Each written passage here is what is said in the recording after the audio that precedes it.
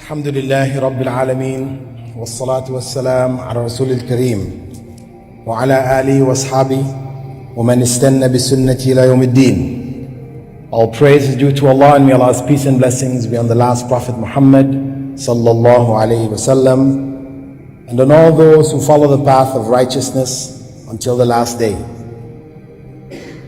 As Brother Samir has introduced the topic this evening, in keeping with the series of topics that we have taken so far, basically following the pillars of Iman, the pillars of faith, we'll be covering the world of the angels and the Jinn, as this is a topic which is often neglected when Islam is being presented, its system of beliefs are being presented. It tends to be glossed over, and as such, people tend to rely on folklore, myths, and misunderstandings as their source of knowledge in this area. First, the world of the angels. And it is a part of Islamic faith, as we said, to believe in the angels. And what this means fundamentally is belief in their existence. And whatever Allah has revealed in the Quran, the scripture, and the Prophet, may God's peace and blessing be upon him, has clarified to us about them with regards to their names, their attributes, and their roles. This is the basic belief that Muslims are obliged to accept. And for those who would question, because as we go in to look at the world of the angels and we see that they have such an intricate role within our own world, why did Allah need to have angels do the things that they have been assigned to do? We may as well ask, why did Allah have the force of gravity governing certain bodies in this life, or other forces or laws of thermodynamics or biochemical principles? Why did Allah have these things? Because surely Allah could have others. There could be other principles or other laws governing different aspects of nature. Similarly, if Allah had wished, He could have had other creatures or other principles governing the things that we now know as those governed by angels. However, Allah chose to have the force of gravity, and He chose to have angels. And that's the bottom line. He knows what is best, and what He has created is the best that could be created. He informed us about the world of the angels. Though we would not be able to discover this world through our own scientific means, etc., He informed us about this world for a particular reason. And when we look at the relationship between the world of the angels and the human world, we can see what is the wisdom behind us knowing about the world of the angels. First and foremost, we should understand that the angels are created from light. This is not stated in the Quran, this is stated in the Sunnah. In Sahih Muslim, Aisha, the daughter of Abu Bakr and the third wife of the Prophet Muhammad ﷺ, said that Prophet Muhammad ﷺ had said, the angels were created from light, the Jinn from fire, and Adam from what has already been described to us. So the angels and the Jinn represent two separate beings from the spiritual world. From the Islamic perspective, there are three different species of intelligent beings: mankind, the angels, and the Jinn. All of these having essentially a spiritual base. That is, human beings, though they may be visible and they function in the visible world, their souls inhabit the world of invisible and rational beings. Now, the angels, though invisible to us normally, we did mention in the previous session with regards to Prophet Muhammad, may God's peace and blessings be upon him, and the prophets, that the revelation which was brought by Angel Gabriel sometime was brought when Angel Gabriel was in the form of a man. On occasion, that man was visible to the companions themselves, and on other occasions, he wasn't. However, there are amongst Allah's creatures those who are able to see the angels even when they are invisible. Abu Huraira reported in a narration collected by Abu Dawood and also found in Sahih al-Bukhari and Muslim, that if you hear a rooster crow, ask Allah for His grace, for it has seen an angel.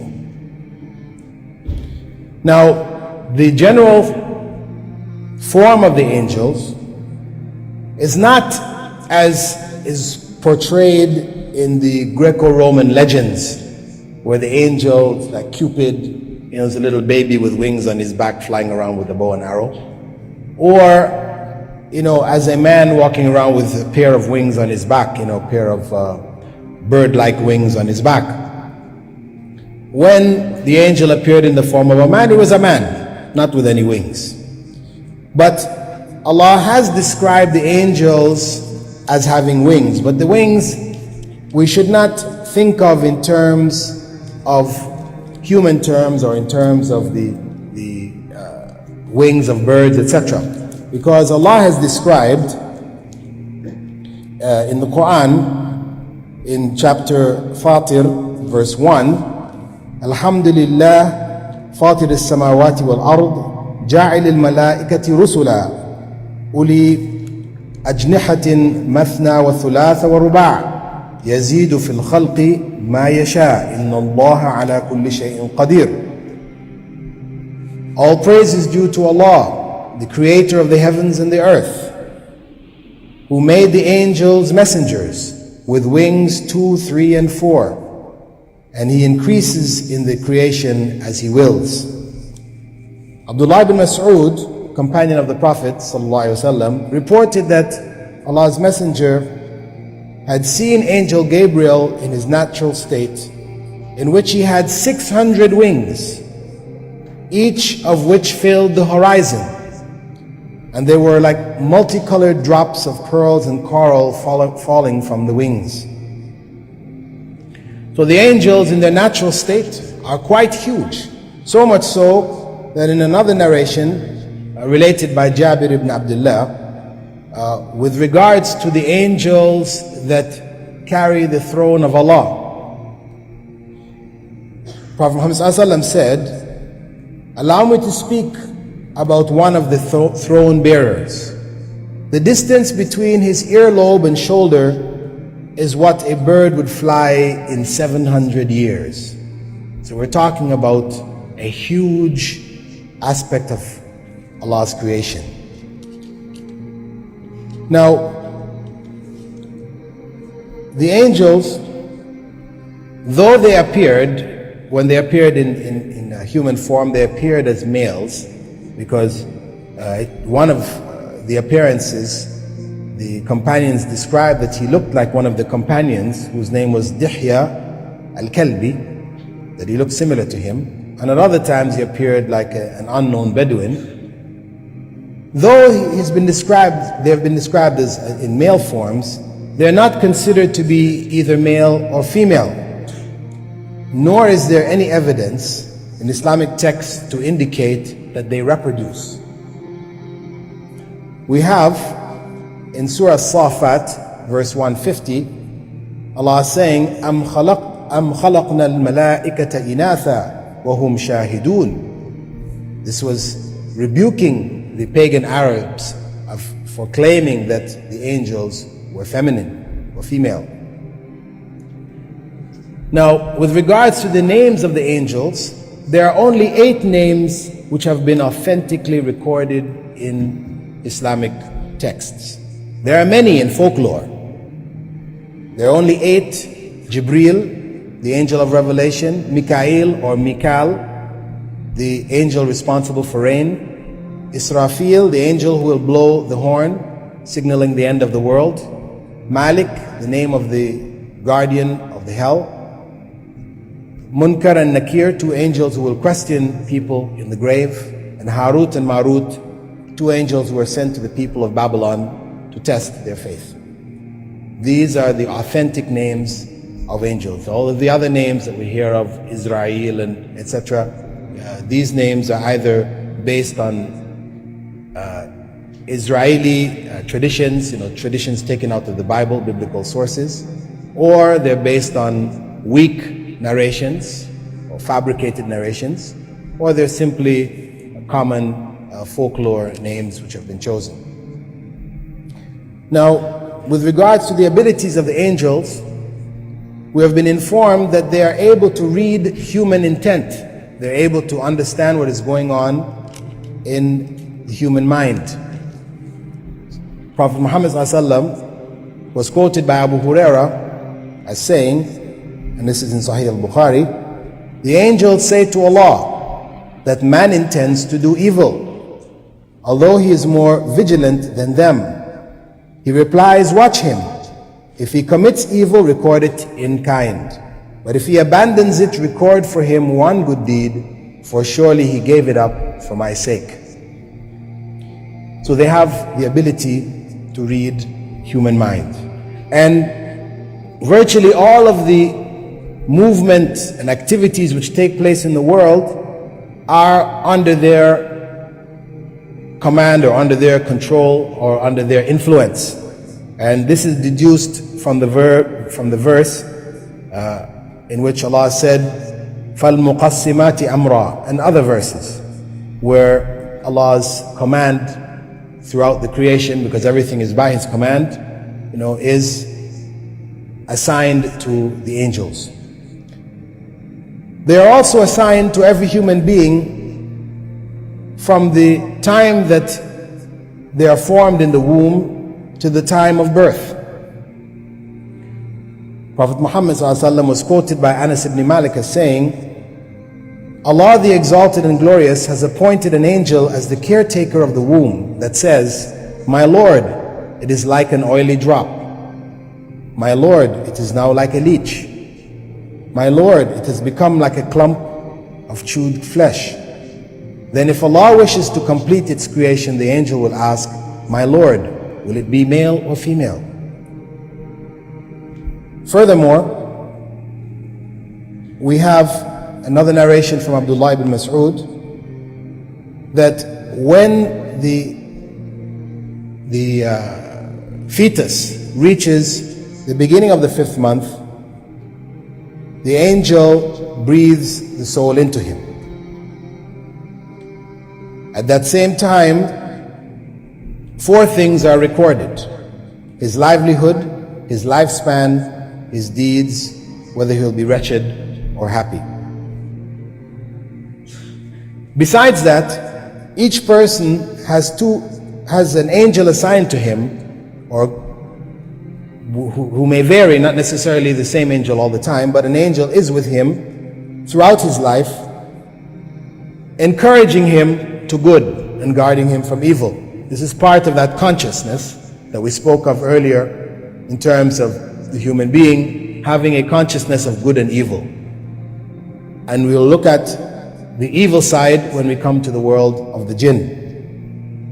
Prophet Muhammad ﷺ said, every one of you has been assigned a companion among the Jinn and one from the angels. So these angels who are with us encourage us to good, put good suggestions in our minds, and counteract the evil suggestions which would come from the evil source of the Jinn.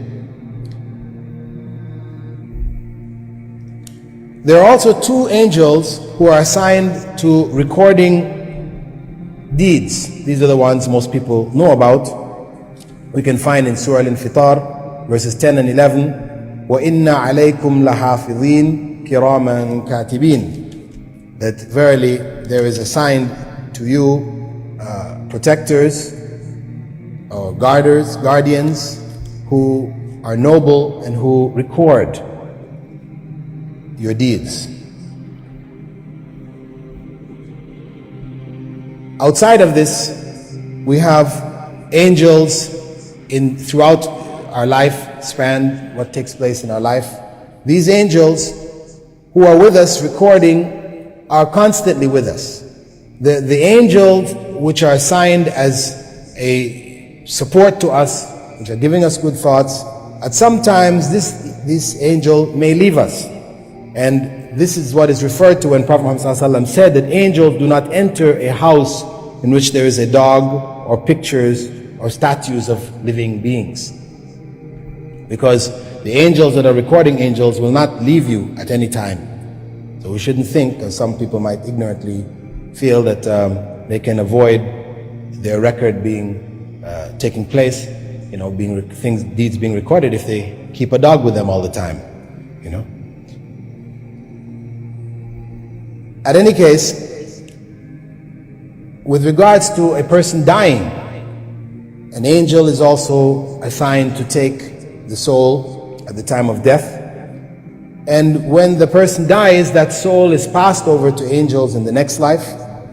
And the angels who receive that soul take the soul on a particular journey, which we will look at when we come to the series of the lecture on the Judgment Day. But it's enough to know that the angel takes our soul in the next life, takes it through a journey, then two other angels will come back to it whilst it's in the grave, in that state of the grave, and question it concerning its Lord, the Prophet who was sent to it, and its religion. And that basically summarizes the basic information that has been revealed to us concerning the angels. And the significance of knowledge of the world of the angels is basically for human beings to know that all of their deeds are being recorded. Their thoughts are being monitored.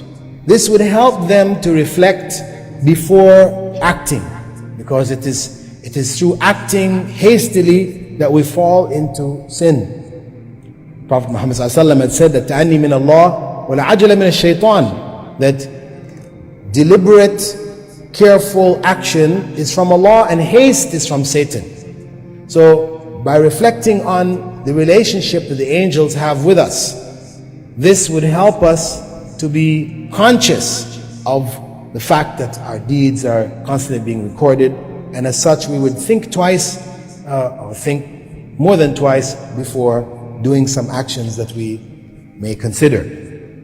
Now, regarding the other world, which is the world of the Jinn, and this world, we said that the Jinn were created from fire. And as we said previously, though the Jinn are created from fire, we should not think of the Jinn as being little wisps of fire that are puffing around, the place. No, they were created from fire. And of course, because we know that among the Jinn there are some that are good and some that are evil. If there is the hellfire, then how are the Jinn going to be punished? How are they going to, if they're already fire? This is why we have to realize that though they were created originally from fire, as we human beings were originally created from clay, and we said we do not think of ourselves as being clumps of clay walking around, we don't think of the Jinn in terms of the origin from which they were created. Though they were originally created from fire, they're no longer fire. And as we can be harmed by the earth from which we are created, you can take a piece of clay, harden it, make a brick out of it, and kill somebody with it. Though people were made from clay. Similarly, the fire can still be a source of punishment, and is a source of punishment for the Jinn who are evil, even though they were originally created from fire. Now, the Jinn were created on the earth before human beings. Allah mentioned this, وَالْجَانَّ خَلَقْنَاهُ مِنْ قَبْلِ مِنْ نَارِ السَّمُومِ. And I created the jinn before that from a fiery wind, in reference to the creation of man and the jinn. And from the narrations from Prophet Muhammad ﷺ, we know that they had populated the earth and corruption had begun amongst them. And this is why when Allah informed the angels that He would create man and put him on the earth, man who had a free will as the jinn had, the angels questioned, would you put someone on the earth who would spread corruption and murder, etc., etc.? This was based on what they had observed of the jinn, whereas Allah told them that He knew what they didn't know. The jinn are divided into three basic types with regards to their modes of existence.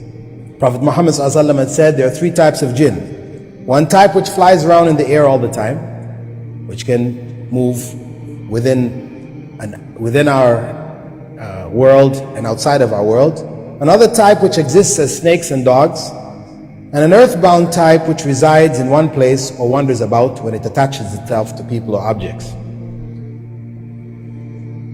With regards to faith, as we mentioned, the jinn come in two categories as human beings, either believers or disbelievers. The munafiqun, the hypocrites, are considered to be a class of disbelievers. So people are either believers or disbelievers. Believers may be disobedient, committing acts which are displeasing to God, but the faith is still there. They're still in the class of believers. One who goes out of that faith, disbelieving in God, rejecting God's message, revelation, rejecting the prophets, rejecting other deeds which God has prescribed for His creatures, such are classified as disbelievers. And the punishment for them is hell, whether they are among the jinn or among mankind. With regards to control of the jinn, because this is an area which people tend to get off into with the mythology and a lot of folklore, etc., where people tell stories about having these jinns doing this and that for them, and it's quite common. In any part of the world you go, you'll hear all these types of stories. The fact is that no human being can gain control over the jinn. This was something specially given to Prophet Sulaiman. He made a dua, which is mentioned in the Quran, in Surah Sad, verse 35, رَبِّ اغْفِرْ لِي وَهَبْ لِي مُلْكًا لَا يَنْبَغِي لِأَحَدٍ مِّن بَعْدِي. O my Lord, forgive me and bestow on me a kingdom not allowed to anyone after me. Control, dominion over the jinn, this was given as a miracle to Prophet Sulaiman and to none after him. So much so that Prophet Muhammad informed his companions on one occasion, saying, verily an ifrit, is the more powerful among the jinn, spat on me last night, trying to break my prayer. However, Allah let me overpower him, and I wanted to tie him to one of the columns in the masjid, so you all could see him in the morning. Then I remembered my brother Sulaiman's prayer. O my Lord, forgive me and bestow on me a kingdom not allowed to anyone after me. So Prophet Muhammad ﷺ was able to keep the jinn off him, to restrain it, but not to control it. So anyone who tells you that they have this jinni that is under their control, etc., you know right away that this is not true. What can happen instead is that a contract can be made. The relationship with the evil world of the jinn is through contract. And there are no good jinns coming into our worlds and doing favors for us. See, because they are banned from our world, as we are not allowed to interfere in their world. They're not allowed to interfere in our world. So it is only the evil among them that cross the barrier and interfere in our world. So we don't have, even though somebody will tell you, let's say I have this good jinn, he prepares food for me every day and cleans my house. If that is the case, the jinn, evil among them, may try to gain control over a human being by appearing to them to be in their favor and to be doing things for them initially, until they get their guard down, and then eventually they work them over into the area of shirk, because the main goal and effort on the part of the jinn is to draw human beings into disobedience of Allah and ultimately into shirk. Now, the area in which the jinn play the biggest havoc in human life and in the human world is in the area of fortune telling. This is one of the biggest areas.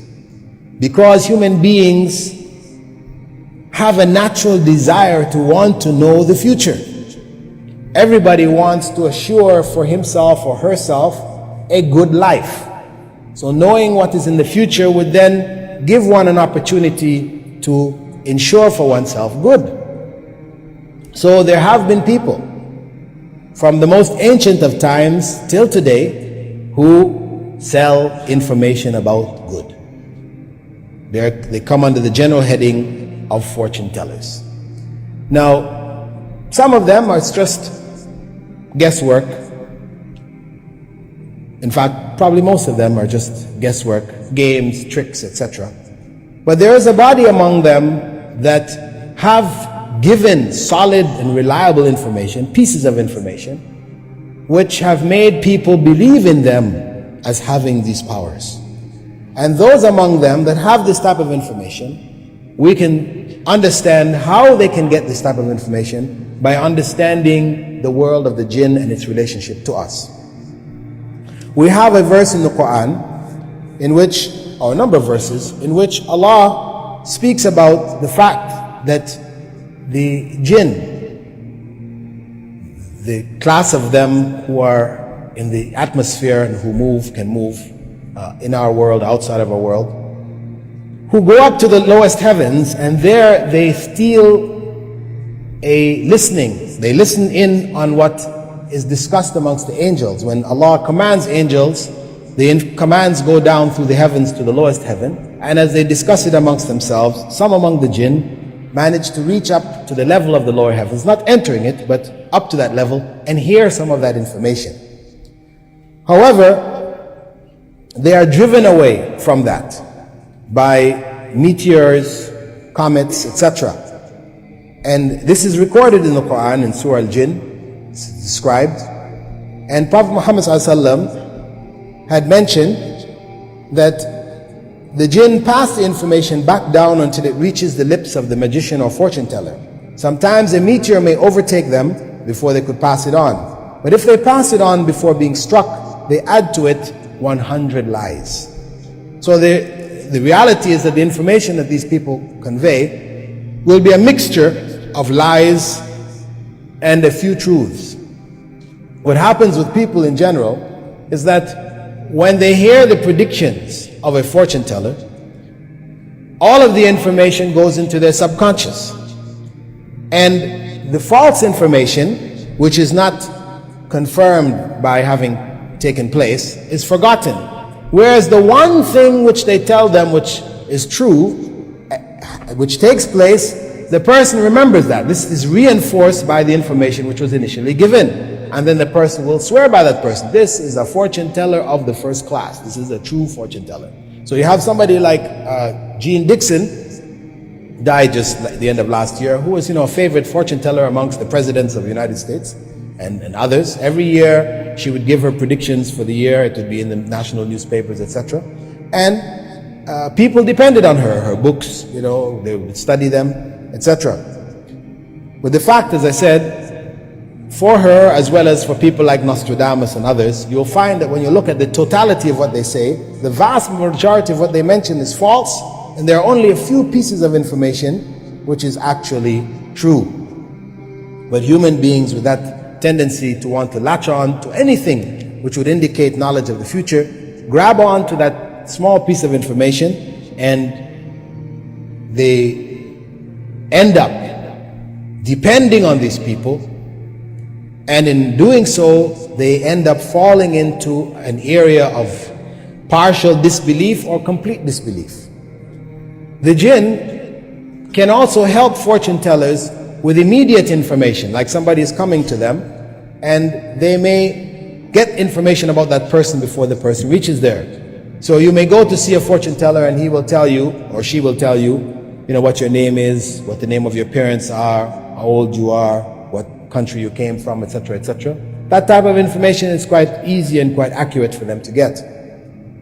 Also, they can give information about things which are over distances, because we know the jinn are able to travel over the earth over huge distances in short spaces of time. We know in the Quran in Surah Naml, with regards to the Queen of Sheba, when she was coming, Prophet Sulaiman asked one of the jinn to go and get her throne, and he said that he would get it for him before he even got up from the place where he was sitting.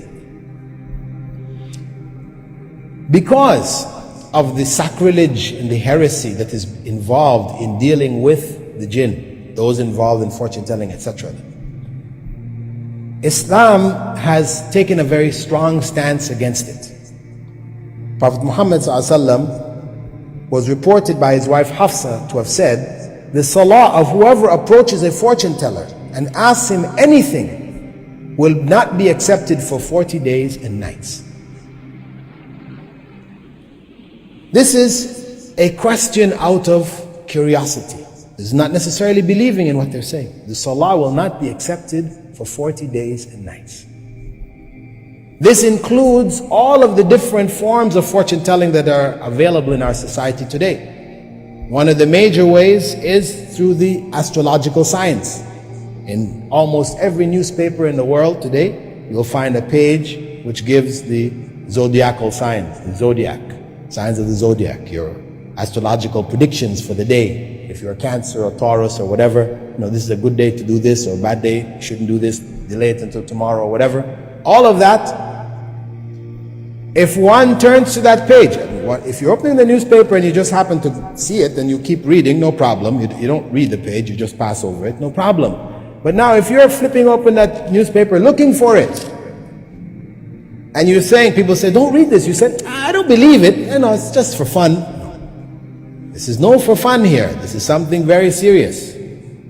As long as you're opening it and looking to see what your sign is, and you're looking to see what it has to say, then you fall under this statement of the Prophet ﷺ. Your salah is not accepted for 40 days and nights. Now this doesn't mean you've got a vacation for 40 days and nights from prayer. See, some people say, okay, no point. If it's not accepted by Allah for 40 days and nights, no point to be praying. No, because when a person prays, two things takes place. One, they remove from themselves the obligation of prayer. And two, depending on the level of concentration in their prayer, they earn a reward. Right? As Prophet Muhammad ﷺ said, some people pray and only 1/10 of the prayer is rewarded, others only 1/5, etc., etc. So, though this is the case, if you've read your page, your astrological page today, you still have to continue to pray for the next 40 days, but the value, the reward for the prayer has been lost. Now, whoever goes looking for that page believing in what it says, or goes to a fortune teller, palm reader, or whatever, getting their tea leaves read, believing in what the person is saying, Prophet Muhammad ﷺ said, as reported by Abu Huraira and Al-Hasan, his grandson, whoever approaches a fortune teller and believes what he says has disbelieved in what was revealed to Muhammad sallallahu alaihi wasallam. This is an act of disbelief. This is how serious Islam regards it.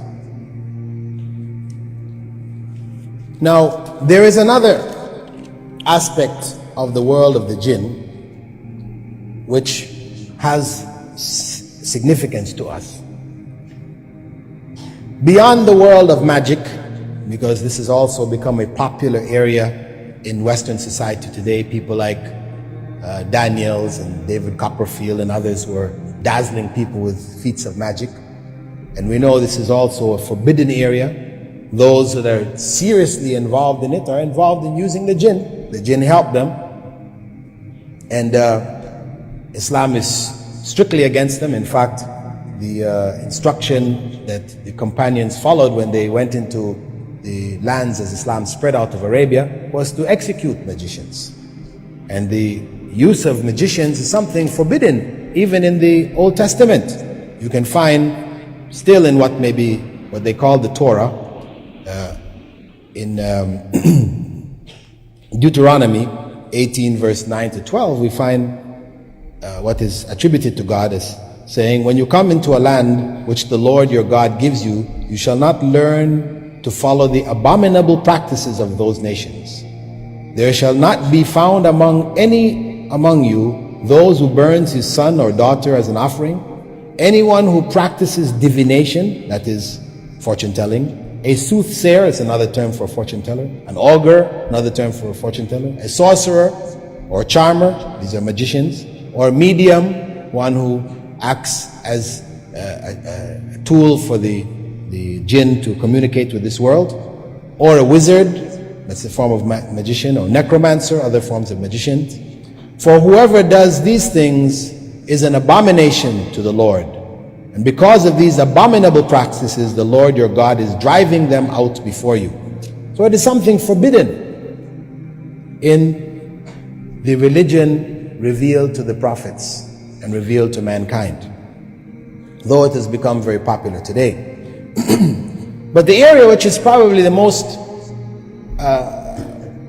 critical to note, besides this area of fortune telling, is that of demonic possession, wherein the jinns, because some among them are able to take different forms, are able to appear as apparitions and visions to people.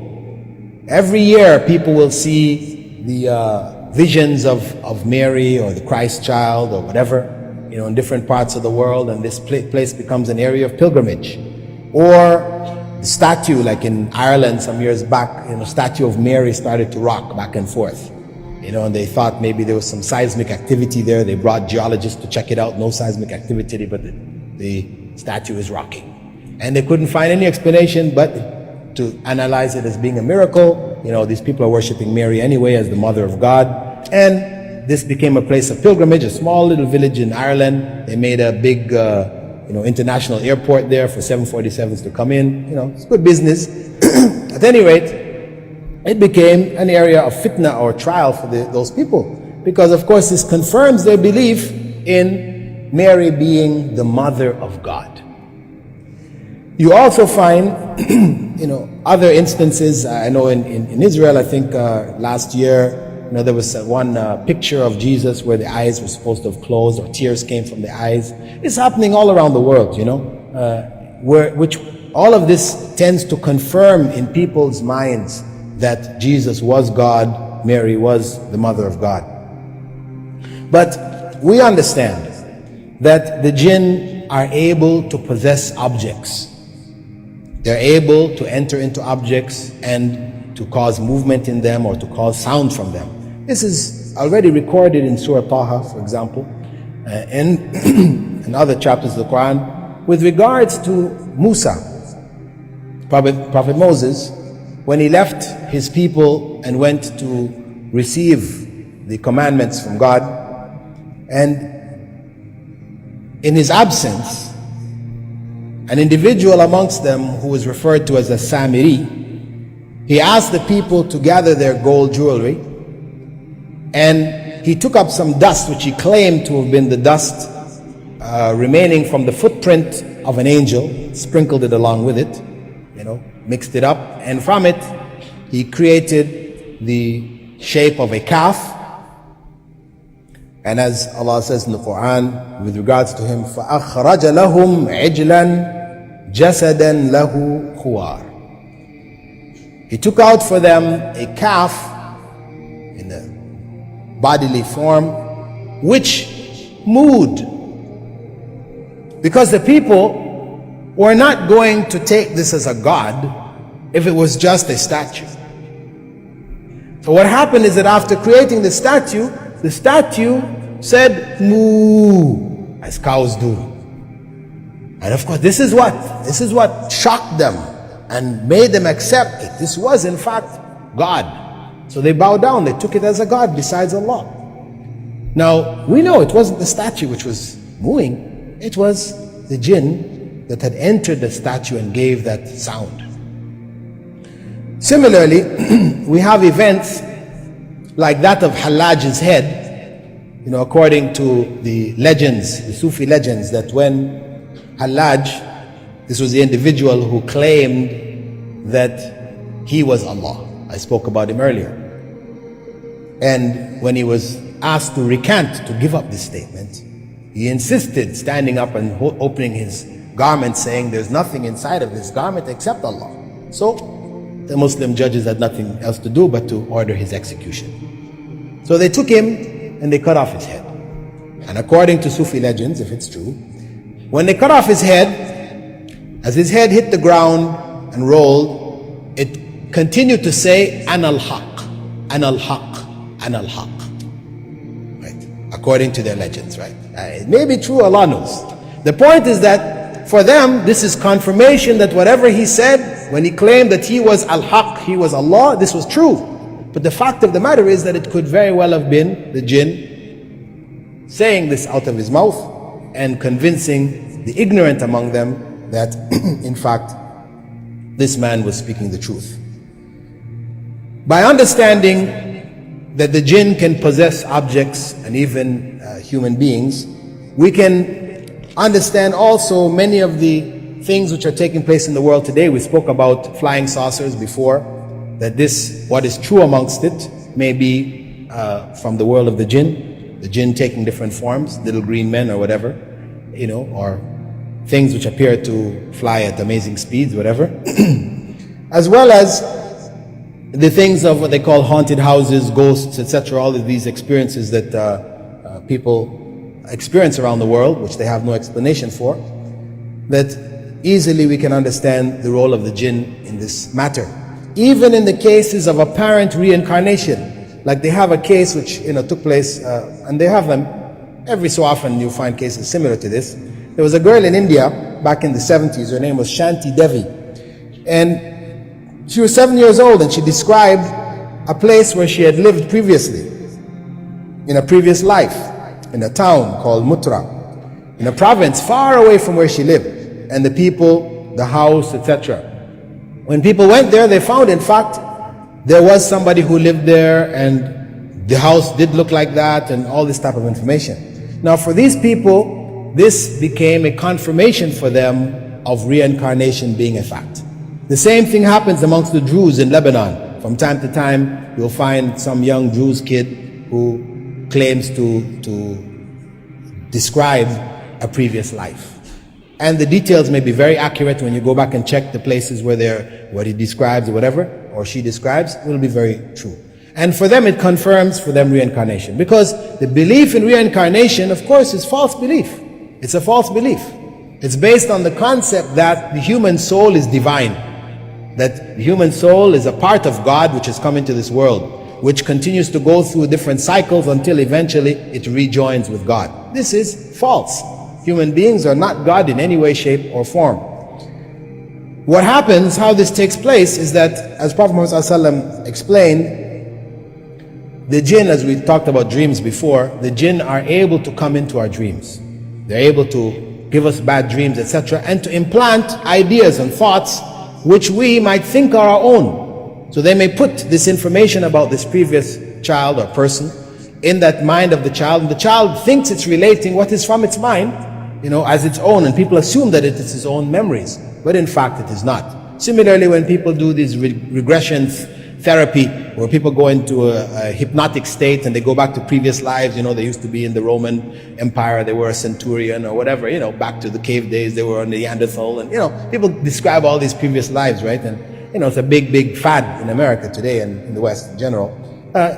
Very easily, these could easily be thoughts which are being fed by the jinn, where we have to assume that all of these people who are doing it are not faking, because of course there are some people who no doubt are involved in quackery and just tricks and people, but so many people have been put through these hypnotic states and have recounted these types of information about things that they didn't know. They didn't study, they didn't have that kind of background. So the only way to really understand it is to understand it through the agency of the jinn. And what is related to this, of course, is the actual possession of human beings. Now, this is something which is well known in the Christian tradition. People have been exorcised over the times from the time of Prophet Jesus till now. Exorcisms have taken place. And in other religious systems, exorcism also takes place. And from an Islamic perspective, it is recognized as being valid, that people may be possessed. In fact, in the Prophet's time, a child was given to him who was possessed, and he blew in the child's mouth and told the being that was in the child to get out, enemy of Allah, and later the child was cured. And this is a clear evidence of exorcism. It exists also in the time of Prophet Jesus. There are records remaining in the Gospels of Jesus exorcising people who were possessed. And when we look at the process of exorcism, the exorcism may take place basically in three ways. One, those who are involved in this calling on the jinn, etc., they may call on another jinn to drive out that jinn. And of course, this is forbidden because it involves also sacrilege. Or the jinn may leave by choice when idolatry is confirmed in its presence.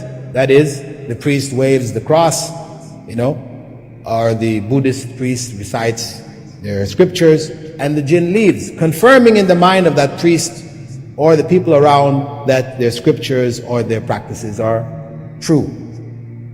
The third and only acceptable way, of course, and that way includes people who may call on the jinn to leave in the name of Muhammad sallallahu alaihi wasallam or the name of saints, and people are cured. This is because shirk has taken place in their presence. But the only acceptable way is according to the Islamic way, which is the recitation of the Quran or different prayers seeking refuge in Allah, which have been taught to us by Prophet Muhammad sallallahu alaihi wasallam. Now, if we look at knowledge about the world of the jinn, Prophet Muhammad sallallahu alaihi wasallam explained to us so much information. Allah has revealed so much in the Quran about it. Even a chapter of the Quran is referred to as the chapter of the jinn.